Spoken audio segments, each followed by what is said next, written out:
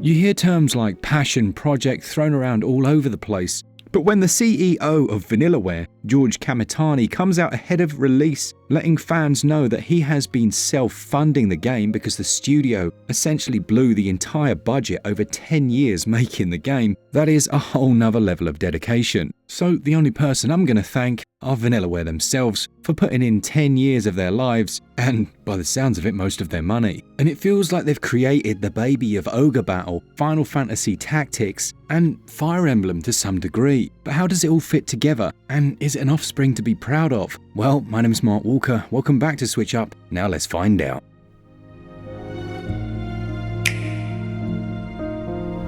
I'm going to keep the story as spoiler-free as possible. Let's just say this kingdom comes under attack from a general known as Galerius, and in order to save her son Elaine, Elenia sends him away. He grows up on an island, and you join him a decade later, where he's come of age and is ready to lead the Liberation Army to take back what Galerius stole. Now, what Unicorn Overlord does so well is to finally make side quests actually feel like main ones. There are over 60 different characters in this world, far more than that, but there are 60 with intricate storylines. They have family histories, overlapping narrative arcs, and depending on the actions that you choose, you may see only half of those. Throughout the game, you're asked to make some difficult choices. What to do with the villain who turned against you, but who pleads mercy with detailed and often quite convincing motives. These choices can either lead to new party members or to enemies going off to fight another day, and they're just the tip of the iceberg when it comes to Unicorn Overlord.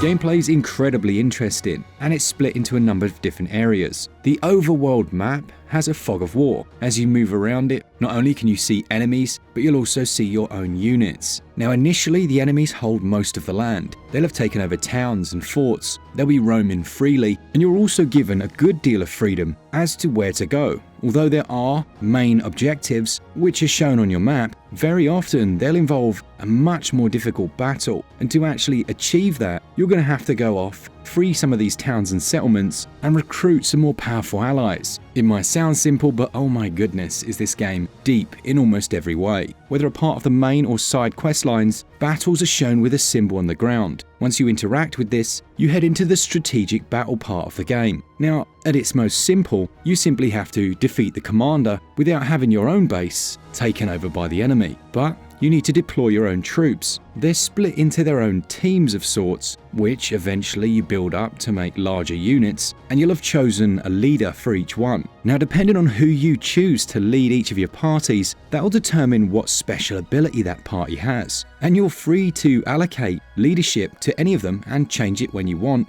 at the cost of one of the points up in the corner here. These are hugely important, so keep your eye on those. That choice of leader will also affect the movement speed of that troop, and all of this is important because the whole battle is actually timed. This adds a real sense of urgency, and in some ways gives it a real-time strategy feel. Now, selecting a move in your units is easy. In fact, there are some really nice touches, like holding the A button down to select multiple. When you hover over an enemy unit, it will show you your chances of defeating them, giving you an indication of the amount of damage you'll take, if at all, as actually once you've set up your formations correctly, you can often come out of combat with more health than you went in, and then you direct them to attack. This is where things may be a little different than you expected. While the combat per se is hands-off, which means that the battles will play out without you having any input, that line there is entirely false. Unicorn Overlord has intricately designed what amounts to an algorithm system, whereby you can change up the tactics of every single unit. A good example of this would be Elaine, the main character, who has a special move that will essentially heal him if he manages to kill an enemy with it. Now, by default, the criteria for carrying out that move is left blank. However, you can insert a small piece of code, if you will, which will mean that he will always target the enemy with the least health. Straight away, you massively increase your chances of not only coming out of battle with a much higher health bar, but also by targeting the weakest enemy, it's much more likely you'll defeat them. And so your implicit and explicit strategy decisions are the game-changing element when it comes to the harder fights. Then there are the types of troops that you pair up with each other. The aerial classes may be more effective against those on horseback. Certainly the spearmen are, and then the archers might be the only ones fast enough with their 100% accurate shot to take out those classes that are able to dodge like the thief. These aren't randomized instances either,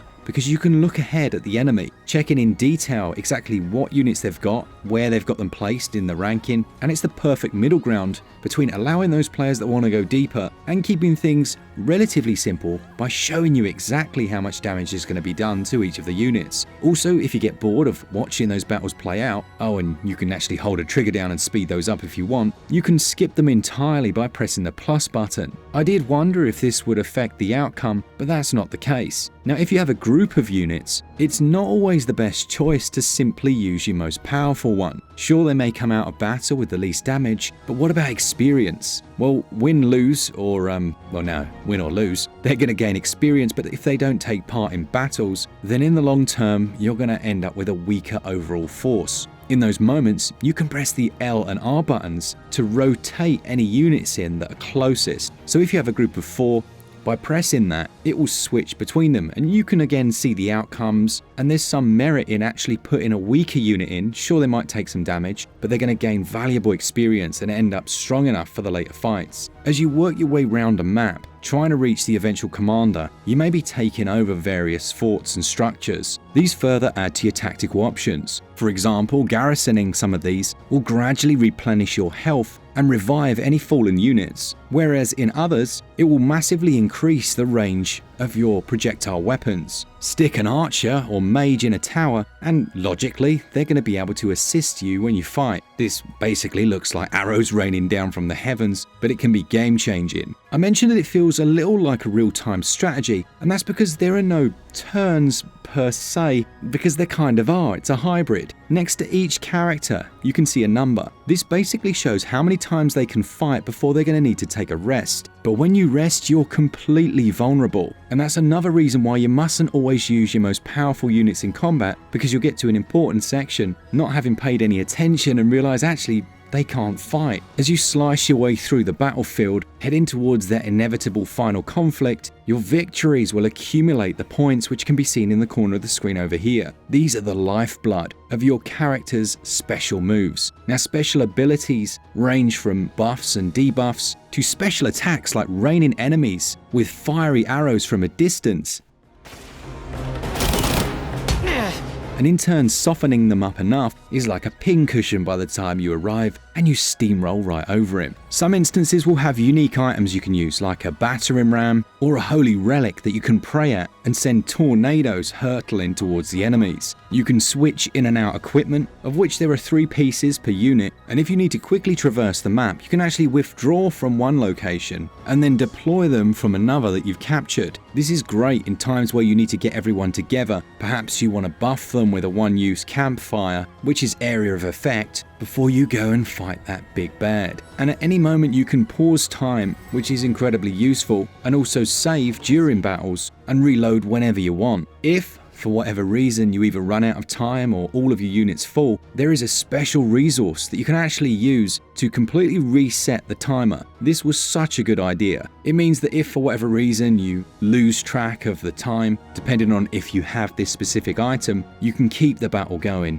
And I guarantee you the next time you fight, you'll have a much closer eye on the clock. The combat is perfect, and I don't use that lightly. It can be fast, it can be slow, it can be hands off or on, and there are so many different units, but they've still managed to make it feel approachable, and you genuinely care about them because you were there when they joined your army. You know that this specific one is really hung up on the fact that his mother never showed him any love, and all he ever wants to do is impress those who will give him a chance. So he gets thrown into some tough battles, and when he wins, you sat there smiling. Now, at the end of combat, once you've defeated the commander, rewards are lavished on you, and the entire area then opens up for the free roam overworld section. Here you might find lots of hidden items. You may gather some wood from the forest, or go and get some crystals from the mines, and the small townships will have requirements. They may need some of that, and if you're able to cater for that, not only will this build your renown in the area, which we'll get onto in a minute, but if you fully meet their needs, you can actually assign one of your troops as a watchman. When they're doing this, it offers some real buffs but it also means you can actually give them gifts, which in turn is reflected in the relationship statuses between the character and offers further enhancements in battle. I mentioned the renown, and this is almost given a grade, which ranks up as you build up towns and complete quests. And by increasing that, you actually unlock the ability to hire more mercenaries. You can also customize mercenaries, give them their own names, change the color of their clothing, and it's another avenue through which you can sculpt the perfect army. Unicorn Overlord's controls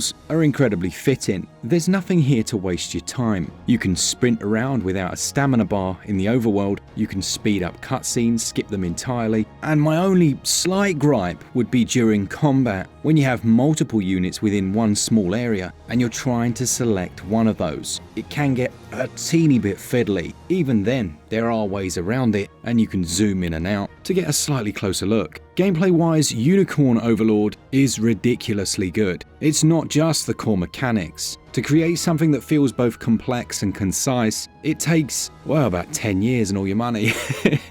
And then later in the game, by way of icing on the cake, they throw in an arena mode so that you can fight online. It's great. I give gameplay 20 out of 20. As for controls, they don't get quite the same level, but they are excellent. They score 18 out of 20. Takafumi Noma has done an incredible job with the art here. It uses a HD 2D or HD 2.5D style in a signature vanillaware way, but this goes a step further. The standout for me has to be the character designs as well as animations. There are numerous animations which usually would be completely absent. Small details like the blowing of fabric or little interframe animations that again you'd usually skip because they take so much time. How many times on SwitchUp have I said a game is no oil painting? Well, this one literally is. The juxtaposition of colour makes certain environments pop out and it breathes life into the world. Performance is spot on, load times are short, everything's running silky smooth, and I didn't experience a single crash on Nintendo Switch. Where some opinions have been voiced online is the criticism over some of the translations. Now, the localization of some of the English has been criticized for being a little too flowery, in air quotes, and moving away from the original. One example would be the sentence, "I can't hide anything from you, huh?" which was the original Japanese, being translated to, "I couldn't pretend otherwise. You'd sniff out the lie before it scarce passed my lips." Did I find it to be a huge problem? No, I didn't. I think I quite like the flowery language. But there you go. That's me mentioning it. I like what they've done. It works for me, but it might not work for everyone. The sound is fantastic. This has a great score. Has come ashore on Palavian soil, one hoisting the banner of the Zenoiran army.